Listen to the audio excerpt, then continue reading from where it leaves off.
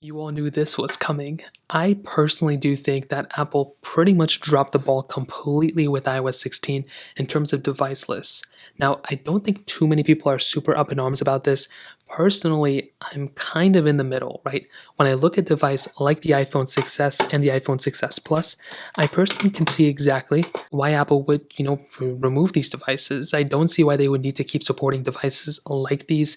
I think iOS 16, it brought a lot of cool features, but I don't necessarily think Apple probably could have even needed to drop the 6S or 6S Plus. But these things have been around for a while, so I'm not even super salty about these specific devices, nor am I salty about the iPhone SE first generation. But when I look at these two iPhones right here, and I look at pretty much the life and legacy that these iPhones will hold, it's very, very strange to me what Apple did here.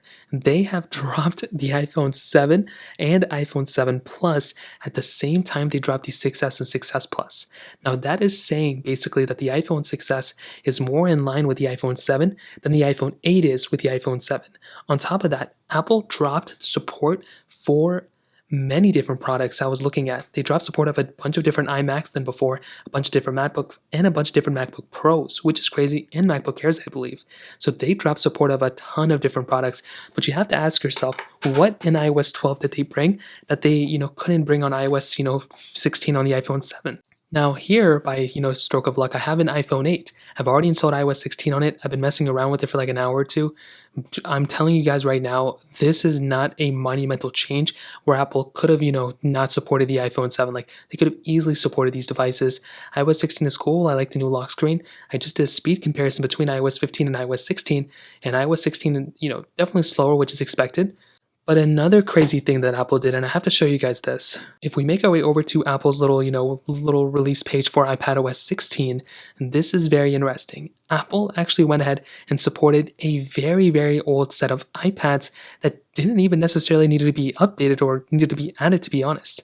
So if we look at right here now, just roll with me for a second. iPadOS, this specific version is supported on all the iPad Pro models, which that in and of itself is very interesting because I have iPad Pros that have the Apple A9 chip inside of it, which is older than the iPhone 7 chipset or the 7 Plus chipset, the iPad Air 3, and the iPad 5th generation and later. The iPad 5th generation, which I have too, and that has an Apple A9 chip, I believe, inside of it or something like that with 2 gigabytes of RAM. The iPhone 7 Plus has the Apple A10 Fusion chip inside of it with 3 gigabytes of RAM. Why did Apple go ahead and unsupport the iPhone 7 Plus and the iPhone 7? It's because they probably have seen that these older iPhones are cannibalizing a lot of the sales, so they probably don't see a big need to go ahead and keep pushing out software updates for these older phones. For them to drop support of 5 different iPhones at one time, it's pretty crazy. Before they did this, they dropped support of 3 different iPhones. Why didn't they drop support of the older iPads? There's a reason they're unsupporting these older iPhones, and it makes no sense to me. Now, I look at what some other manufacturers are doing, like Samsung, for example. Samsung, I'm not even that biggest fan of Samsung and their software, but they're improving software, they're increasing software longevity on a lot of other devices they own.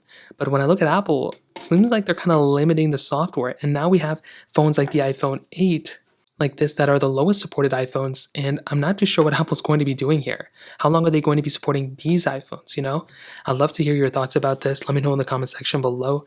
Hit the like button, that would mean so much, but definitely hit that subscribe button. More importantly than everything else, I love every single one of you guys. Hopefully I'll catch you guys in the next video. Peace out till then.